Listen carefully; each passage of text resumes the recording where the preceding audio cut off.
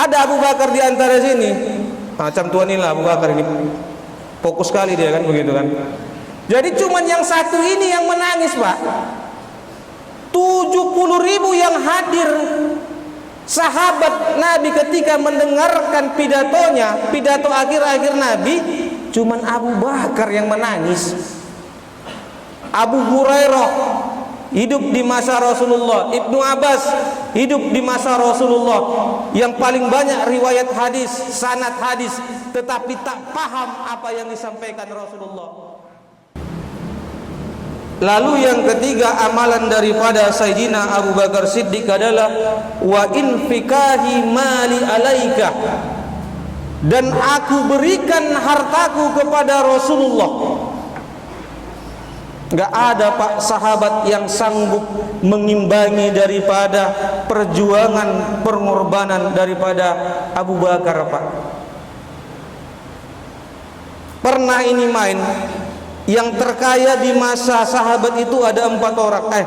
Paling kaya itu namanya Utsman bin Affan. Ketika ia mendengar berubudiyah Abu Bakar kepada Rasulullah yang tujuannya menyebarkan agama Islam, berjuang di jalan Allah, Abu Bakar berikan yang pertama 1 miliar, katakan. Ditimpah sama Utsman, aku sedekahkan, aku infakkan di jalan Allah 2 miliar. Enggak terima Abu Bakar, aku timpah lagi 3 miliar katanya. Datang Utsman, aku timpah 5 miliar. Enggak tahan lagi Pak, aku timpah 8 M. Abu Bakar mengatakan, udah, aku berikan semua hartaku kepada jalannya Allah. Wa tuhajiruna bi amwalihim, kuberikan hartaku itu di jalan Allah. Lalu Rasulullah berkata kepada Abu Bakar, Abu Bakar, kenapa engkau berani memberikan hartamu seluruhnya kepadaku, kata Rasulullah. Ya Rasulullah, cukuplah hartaku yang paling berharga itu adalah engkau. Makanya iman Abu Bakar dibandingkan seluruh daripada sahabat-sahabat yang lain, bukan kita memilih dan memilah, tetapi memang benar-benar Abu Bakar ini adalah ahlul silsilah yang kedua setelah Kanjeng Nabi Muhammad, karena perjuangan dan pengorbanannya itu tidak ada yang mengimbangi pada masa saat itu. Maka gunakan akal dan pikiran kita. Abu Bakar adalah orang yang siap mati di mana dengan Rasulullah. Hartanya ia sumbangkan, tenaga dan pikirannya ia sumbangkan. Abu Bakar itu, biar tahu orang Bapak, kalau dalam sanad hadis atau rawi hadis, Abu Bakarlah orang yang paling bodoh. Kalau kita buka Kutubus Sittah, hadis yang 7 itu, sedikit sekali sanad maupun rawi yang diriwayatkan oleh Abu Bakar, Pak. Yang paling banyak rawi ataupun sanad itu salah satunya Ali, Utsman maupun Umar. Kalau Abu Bakar, Pak, tidak.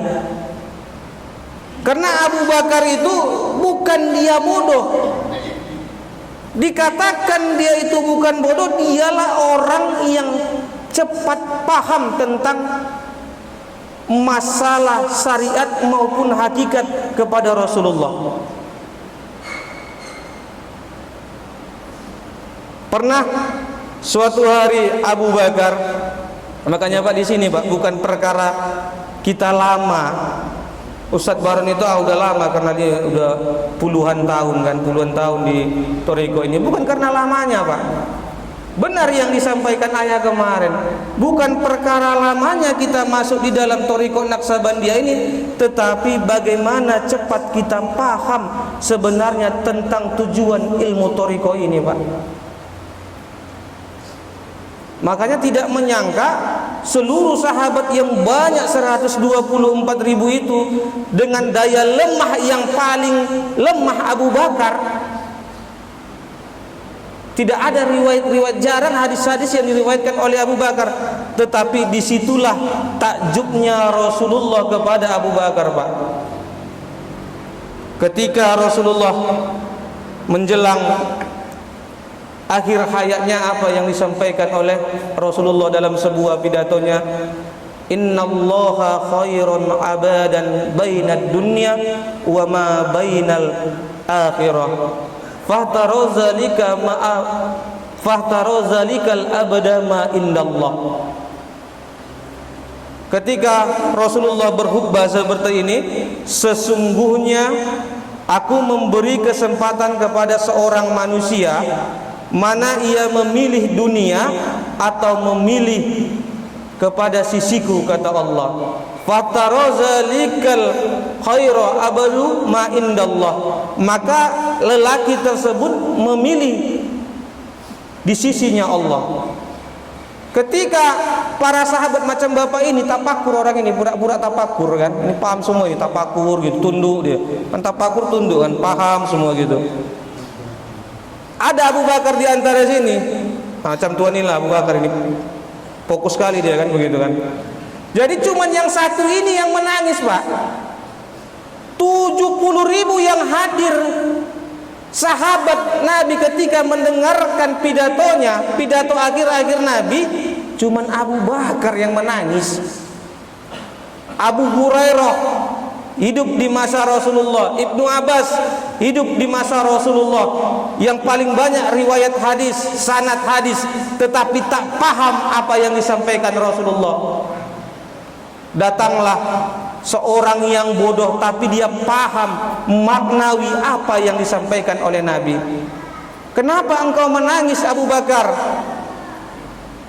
Tidak tahukah kau bahwasanya yang disampaikan oleh Rasulullah itu ada seorang manusia yang disuruh memilih tentang hidup hubbun dunia atau memilih di sisi Allah, yang sebenarnya orang yang memilih di sisi Allah itu adalah Rasulullah, bukan kita.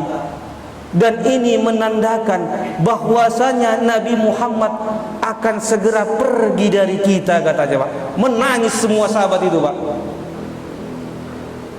Hadir semua sahabat, ahli hadis, ahli sanad, ahli makrifah, semuanya. Cuman orang yang bodoh ini Abu Bakar yang tidak tahu apa-apa, tapi paham tentang maknawi yang disampaikan oleh Kanjeng Nabi, bahwasanya Rasulullah akan pergi, akan berangkat daripada umat Islam ini Pak.